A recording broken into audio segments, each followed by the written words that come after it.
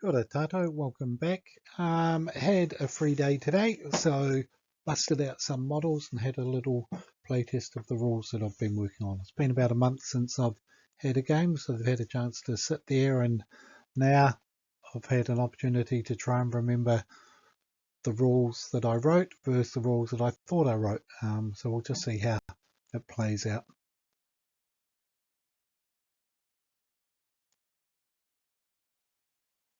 Right, I just threw together a basic rifle platoon, so British three sections with Piat, command, or actually they're Indians, and a 2-inch mortar, supported by a 6-pounder, a troop of Shermans, a staghound armoured car, Vickers, that's a battle group commander, and that's the forward observer there. So I gave them a break point of about 20.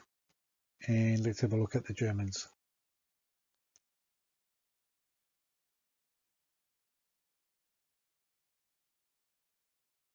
So Germans are pretty much a mirror of the British, really. Troop of Panzer IVs. They've got a 231 armoured car that I built about a month ago. Very nice model from Plastic Soldier Company.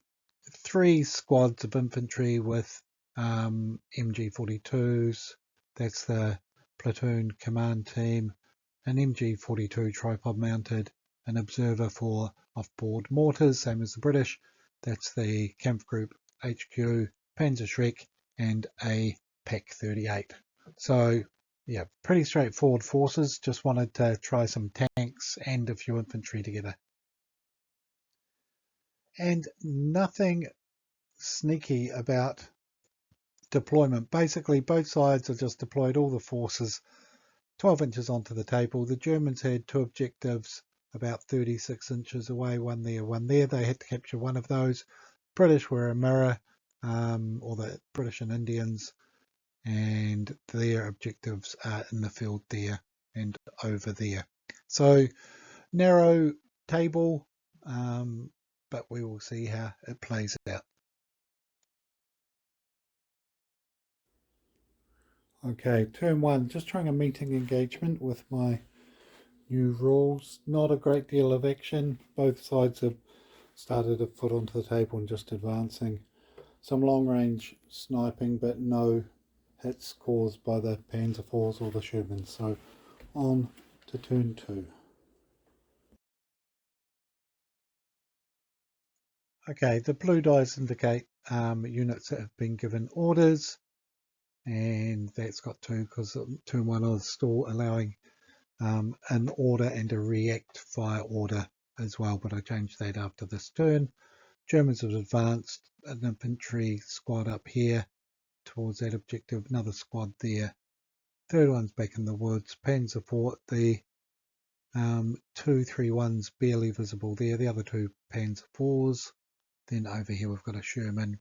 Indian 2 sections advancing along there.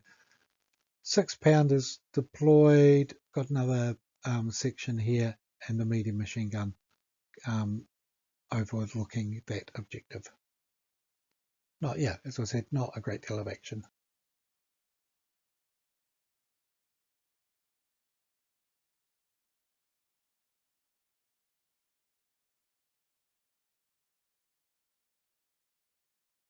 Okay, turn 2. Germans went first, continuing to advance. That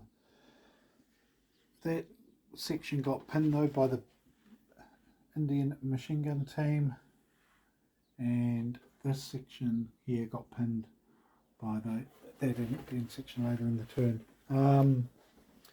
The 231 armoured car missed the staghound. In its turn, the staghound hit and destroyed the armoured car. The Panzer IV and the Shermans have been missing each other as well. So not a great deal of action still, but just tweaking the rules as I go, figuring out things, but happy with how it's playing so far.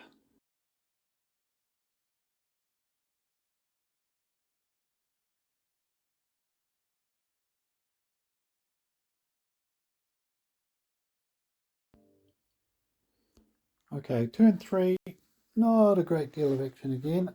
The Shermans managed to put a hit on the Panzer IV, which damaged it. The Germans are pinned though over here, trading shots with the Panzer IVs that are advancing, and neither side did anything. But this section in here, this German squad, has taken another loss, and so the Germans are currently on 7 losses to the British 2. The British got hit by mortar here.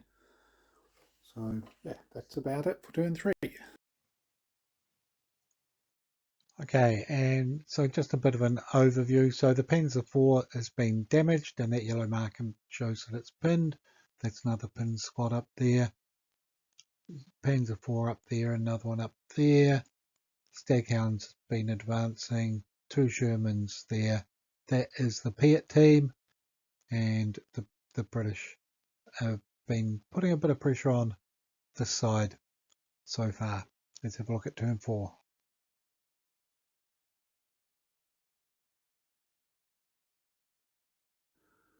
Okay, turn 4. The Piet destroyed the Panzer IV. The infantry here assaulted the German squad just on the other side of the trees and routed them. Managed to also, the 6-pounder destroyed a Panzer IV. The other Panzer IV was pinned, but in its turn it unpinned, and that was caused, oh, actually by this Sherman over here. Managed to hit it with a glancing hit. So the British have got things well under control. 16 casualties, or towards the break point, verse 5. So we'll do one more turn and then that'll be it. But the British are definitely controlling the game.